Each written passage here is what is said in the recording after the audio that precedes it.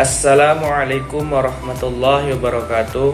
Alhamdulillah, saya Muhammad Andika Rangkuti dari Universitas Muhammadiyah Sumatera Utara, Prodi Pendidikan Agama Islam semester 6. Pada kesempatan kali ini saya akan mempresentasikan mengenai data dan sumber data kualitatif. Sumber data, salah satu pertimbangan dalam memilih masalah penelitian adalah ketersediaan sumber data. Penelitian kuantitatif lebih bersifat explanation atau menerangkan, menjelaskan.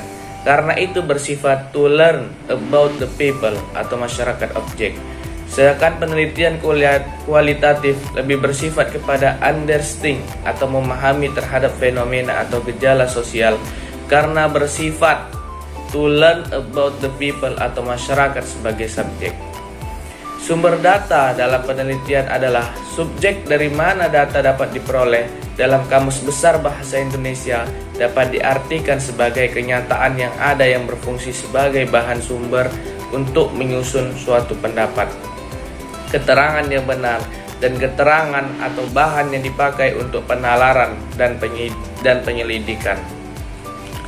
Kemudian, ketetapan memilih dan menentukan jenis sumber data akan menentukan kekayaan data yang diperoleh. Jenis sumber data dan terutama dalam penelitian kualitatif dapat diklasifikasikan sebagai berikut. Yang pertama itu ada narasumber atau informan. Dalam penelitian kuantitatif, sumber data ini disebut responden, yaitu orang yang memberikan respon atau tanggapan terhadap apa yang diminta atau ditentukan oleh peneliti. Kemudian yang kedua ada peristiwa atau aktivitas.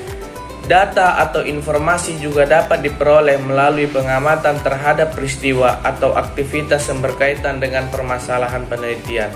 Kemudian ada tempat atau lokasi.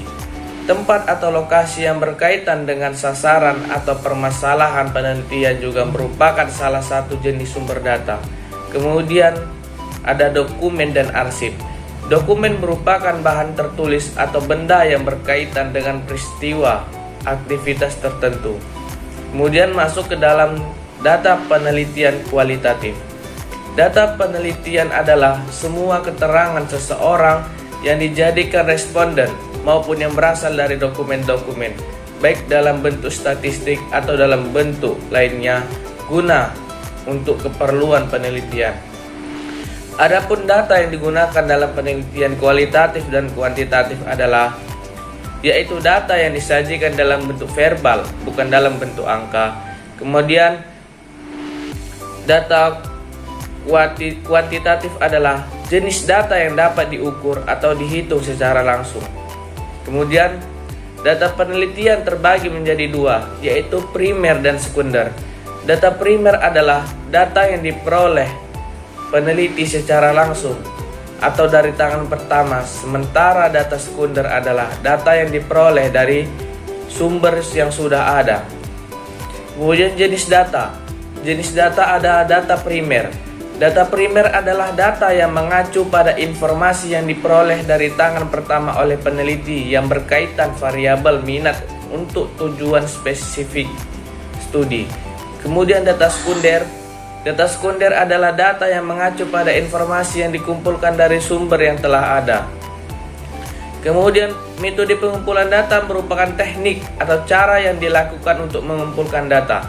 Metode menunjuk suatu cara sehingga dapat diperlihatkan penggunaannya melalui angket, wawancara, pengamatan, tes, dokumentasi, atau sebagainya. Kemudian, dari beberapa definisi dan penjelasan di atas, dapat diambil beberapa kesimpulan, antara lain. Yang pertama itu ada wawancara, merupakan teknik pengumpulan data dalam metode survei yang menggunakan pernyataan secara lisan kepada responden atau subjek penelitian. Kemudian yang kedua ada teknik wawancara. Teknik wawancara dilakukan jika peneliti memerlukan komunikasi atau hubungannya responden.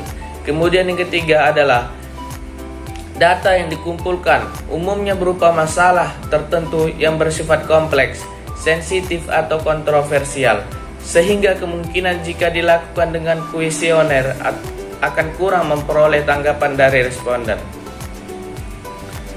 Kemudian masuk kepada dalam sebuah penelitian, pengambilan data dengan menggunakan metode observasi dapat dibedakan menjadi 3 macam, yaitu observasi terbuka, yaitu pada posisi ini kehadiran peneliti dalam menjalankan tugasnya di tengah-tengah kegiatan responden diketahui secara terbuka, sehingga antara responden dengan peneliti terjadi hubungan interaksi secara wajar.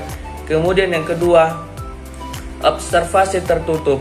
Pada kondisi ini kehadiran peneliti dalam menjalankan misinya, yaitu mengambil data dari responden. Kemudian yang ketiga, observasi tidak langsung. Pada kondisi ini peneliti dapat melakukan pengambilan data dari responden walaupun mereka tidak hadir secara langsung di tengah-tengah responden. Baik, mungkin ini saja pemaparan atau presentasi yang dapat saya sampaikan. Kurang dan lebih saya mohon maaf. Saya akhiri. Billahi fisabilil haq fastabiqul khairat.